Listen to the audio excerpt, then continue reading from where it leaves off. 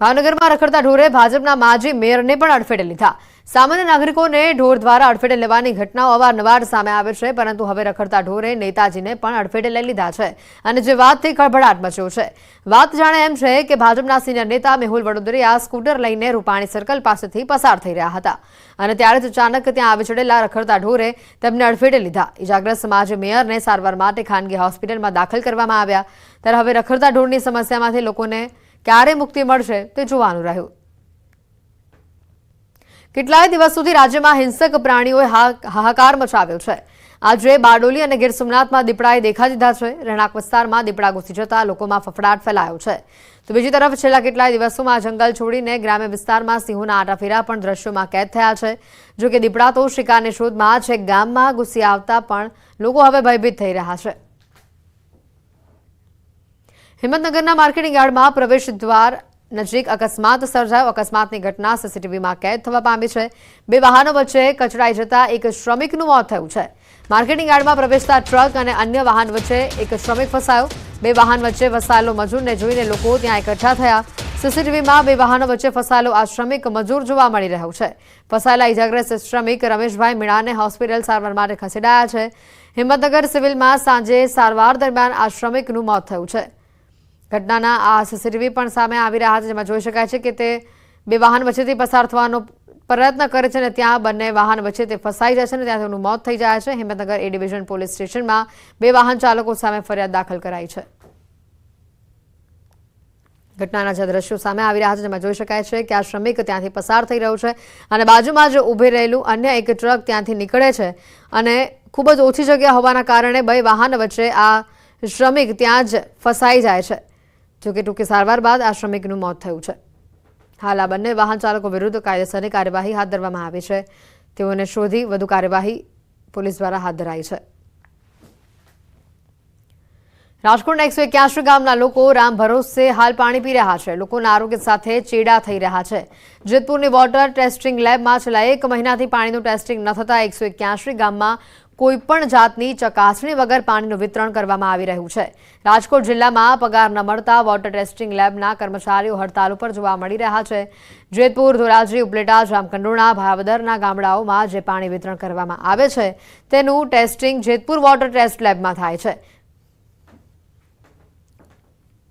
અહીં આપણે 4 તાલુકા જેતપુર, ધોરાજી, જામકંડોરણા, ઉપલેટાના લગભગ 181 ગામના ટેસ્ટિંગ કરવામાં। અમે અમારી રજૂઆત કેબિનેટ મંત્રી જે અમારું યુનિયન છે તે કેબિનેટ મંત્રી સુધી અમારી રજૂઆત કરી છે। અમારી માતૃ સંસ્થા જીજેટીઆઈ તેને પણ રજૂઆત કરી છે। અમારા અધિકારીઓને પણ રજૂઆત કરી છે અને અમને આશા છે કે જલ્દીથી જલ્દી જે લોકોના બાકી પગાર છે પગાર નિયમિત રીતે થાય।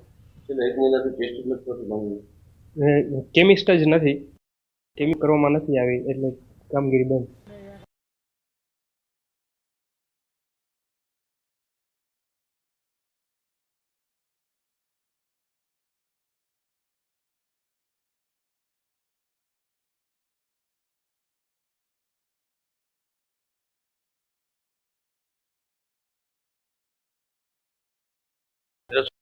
લેબોરેટરીનું પાણી ટેસ્ટ બંધ કરવામાં આવે તેનું કારણ એવું છે કે આ પગાર છે અનિયમિત પગાર અને કેમિસ્ટ ન હોવાના કારણે અત્યારે જે ભાયાવદર, ઉપલેટા, જામકંડોરણા, ધોરાજી જેવા વિસ્તારો છે વિસ્તારોના અંદરમાં અત્યારે જે ટેસ્ટ કર્યા વગર જે 1 મહિનાથી છેલ્લા 1 મહિનાથી પાણી આપવામાં આવી રહ્યું છે, જેને લઈને લોકોના અંદરમાં રોષ જોવા મળી રહ્યો છે। જે અત્યારે જે રોગચાળો છે રોગચાળો જો ફાટી નીકળે, જે વગર ટેસ્ટ કર્યા વગર 1 મહિનાથી છેલ્લા 1 મહિનાથી જે એટલા તાલુકા છે તાલુકામાં પાણી આપી રહ્યા છે, તેને લઈને લોકોમાં અમુક સવાલ ઉઠી રહ્યા છે કે તાત્કાલિક ધોરણે આ લેબોરેટરી ચાલુ કરવામાં આવે, તાત્કાલિક ધોરણે જે ટેસ્ટ છે ટેસ્ટ કરી અને પાણી આપવામાં આવે તેવી લોકો માંગ કરી રહ્યા છે। મુનાફ બકાલી, ગુજરાતી, જેતપુર।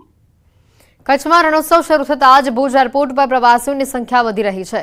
દેશભરમાંથી પ્રવાસીઓ કચ્છ પહોંચી રહ્યા છે।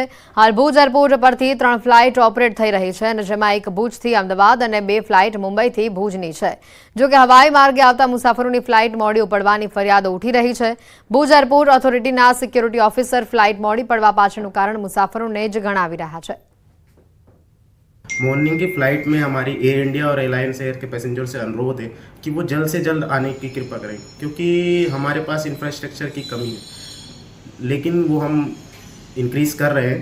पर जब तक वो होता है, उससे पहले आप जल्द से जल्द जो बाकी एयरपोर्ट पे आप फॉलो करते हैं कि 2 घंटा पहले 1-1.5 घंटा पहले आना है, वो ही यहाँ पर फॉलो करें, जिसके चलते हम अच्छे से प्रोसेस कर पाएंगे और हमारी फ्लाइट्स में डिले नहीं होगा। ખ્યાતિ હોસ્પિટલ કાંડના આરોપી કાર્તિકના નિવાસે તપાસનો ધમધમાટ ચાલી રહ્યો છે। ક્રાઇમ બ્રાન્ચની ટીમને કાર્તિકના ઘરેથી દારૂની બોટલો મળી આવી છે। સિંધુ ભવન રોડ વિસ્તાર ખાતે મકાનમાં પોલીસે તપાસ કરી હતી। તપાસ દરમિયાન પોલીસની ટીમને દારૂની બોટલ મળી। ખ્યાતિ હોસ્પિટલના ઓપરેશન કાંડ સાથે સંકળાયેલો છે આરોપી કાર્તિક। ફરાર કાર્તિક પટેલની પોલીસની ટીમો હાલ શોધખોળ કરી રહી છે। હાલ આરોપી કાર્તિક પટેલ વિદેશમાં હોવાની પોલીસને માહિતી મળી છે। વધુ માહિતી મેળવીશું। ફોન લાઈન ઉપર સંવાદદાતા નવીન ઝા જોડાઈ ચૂક્યા છે। નવીન, વધુ માહિતી શું?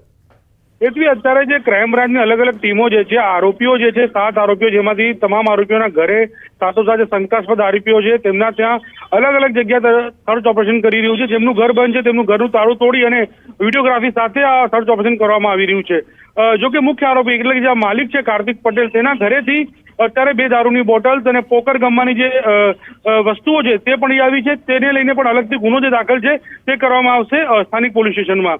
સાથોસાથ જે 7 આરોપીઓમાંથી જે નવું નામ આવ્યું છે મિલિંદ પટેલ અને રાહુલ જૈન, તેમના ત્યાં પણ અત્યારે કાર્યવાહી ચાલી રહી છે। અને તમામ આરોપીઓ અત્યારે કાર્તિક પટેલ ખાલી એક વિદેશમાં હોવાથી બાકીના જે એક આરોપી અરેસ્ટ છે, જ્યારે 5 આરોપીઓ જે છે એ તમામ આરોપીઓ ભારતમાં હોવાનું પણ ખુલ્યું છે, કોઈ વિદેશ ભાગ્યું નથી। એ પ્રકારની ઇમિગ્રેશનથી માહિતી પણ સામે આવી છે। એટલે તમામ લોકોને પકડવા માટે ટીમો કાર્યવાહી કરી રહી છે અને ટૂંક સમયમાં પકડાઈ જાય એ પ્રકારની વાત પણ સામે આવી રહી છે। આભાર નવીન, માહિતી બદલ।